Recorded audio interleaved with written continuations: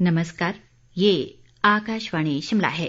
अब आप प्रभा शर्मा से प्रादेशिक समाचार सुनिए। प्रदेश में मंडी लोकसभा सहित फतेहपुर, अर्की व जुब्बल कोटखाई विधानसभा सीटों के उपचुनाव के लिए खुलेआम चुनाव प्रचार आज थम गया। मतदान 30 अक्तूबर को होगा। अगले 2 दिन डोर टू डोर प्रचार का दौर चलेगा। प्रदेश में दोनों प्रमुख पार्टियां भाजपा व कांग्रेस के स्टार प्रचारकों सहित प्रत्याशियों ने आज मतदाताओं को अपने अपने पक्ष में करने का प्रयास किया। इसी कड़ी में वरिष्ठ भाजपा नेता व मुख्यमंत्री जयराम ठाकुर ने आज मंडी संसदीय क्षेत्र के तहत करसोग में पार्टी प्रत्याशी कुशाल ठाकुर के पक्ष में चुनावी जनसभा की। इस अवसर पर जयराम ठाकुर ने महंगाई के मुद्दे पर कहा कि कांग्रेस के कार्यकाल में भी लोगों को महंगाई का सामना करना पड़ता था और कोविड के कारण वैश्विक स्तर पर महंगाई का असर ज्यादा हुआ है। उन्होंने कहा कि महंगाई को लेकर कांग्रेस लोगों को गुमराह कर रही है। भाजपा के स्टार प्रचारक व केंद्रीय सूचना व प्रसारण मंत्री अनुराग सिंह ठाकुर ने आज जुब्बल कोटखाई विधानसभा क्षेत्र से पार्टी प्रत्याशी नीलम सरैक के पक्ष में सुंदली में एक जनसभा को संबोधित किया। इस अवसर पर उन्होंने कहा कि इस विधानसभा क्षेत्र के लिए कांग्रेस का कोई योगदान नहीं है और इनके नेताओं ने जनता को हमेशा पीठ ही दिखाई है। अनुराग ठाकुर ने कहा कि भाजपा सरकार ने जुब्बल कोटखाई क्षेत्र में बागवानों के हित में कई कार्य किए हैं। उन्होंने कहा कि भाजपा किसानों व बागवानों के हक में काम करने वाली पार्टी है और ओलावृष्टि से सेब को बचाने के लिए हेलनेट पर 80% सब्सिडी और एंटी हेलगन भाजपा की धूमल सरकार की देन है। अनुराग ठाकुर ने कहा कि भाजपा ने हमेशा बागवानों की लड़ाई लड़ी है और प्रदेश में विभिन्न मंडियां स्थापित की गई हैं। केंद्रीय मंत्री ने कहा कि महिलाओं को 50% आरक्षण भाजपा ने दिया है। उन्होंने लोगों से जुब्बल कोटखाई नावर से पार्टी प्रत्याशी नीलम सरैक को जिताकर विधानसभा भेजने की अपील की। मंडी संसदीय क्षेत्र से कांग्रेस प्रत्याशी प्रतिभा सिंह ने आज लाहौल घाटी के सिस्सू में चुनावी जनसभा की। इस अवसर पर उन्होंने पूर्व मुख्यमंत्री वीरभद्र सिंह द्वारा करवाए गए विकास कार्यों के आधार पर लोगों से 30 अक्तूबर को कांग्रेस के पक्ष में वोट करने की अपील की।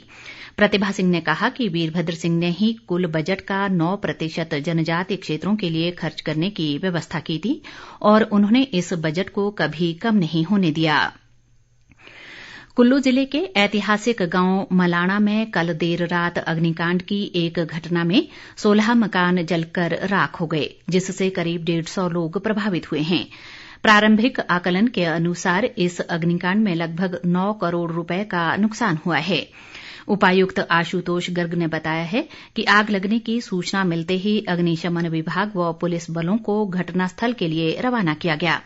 उन्होंने कहा कि मलाणा के लिए पैदल रास्ता होने के बावजूद फायर उपकरण और अन्य राहत सामग्री को स्पैन के माध्यम से गांव में पहुंचाया गया।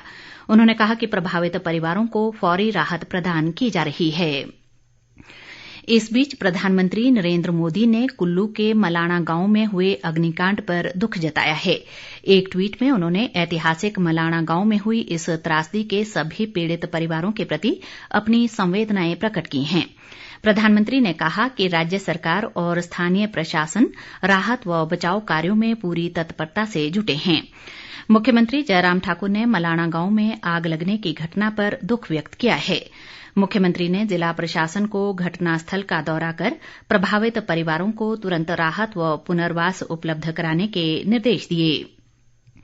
केंद्रीय गृह मंत्री अमित शाह, सूचना व प्रसारण मंत्री अनुराग सिंह ठाकुर और भाजपा के राष्ट्रीय अध्यक्ष जगत प्रकाश नड्डा ने भी इस घटना पर दुख जताते हुए प्रभावित परिवारों के प्रति संवेदना व्यक्त की है।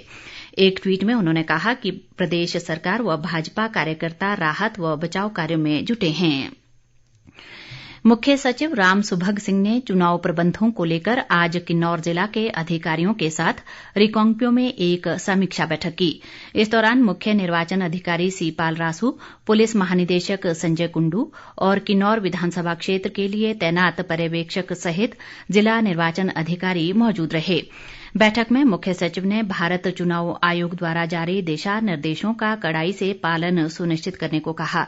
उन्होंने किन्नौर विधानसभा क्षेत्र में रात के समय तैनात विभिन्न दस्तों की पेट्रोलिंग को बढ़ाने के निर्देश दिए। मुख्य सचिव ने कहा कि 30 अक्तूबर को होने वाले मतदान के लिए प्रशासन ने पूरे प्रबंध कर लिए हैं। पुलिस महानिदेशक संजय कुंडू ने चुनाव को लेकर किए गए सुरक्षा प्रबंधों की जानकारी ली। इसके साथ ही ये समाचार बुलेटिन समाप्त हुआ। नमस्कार।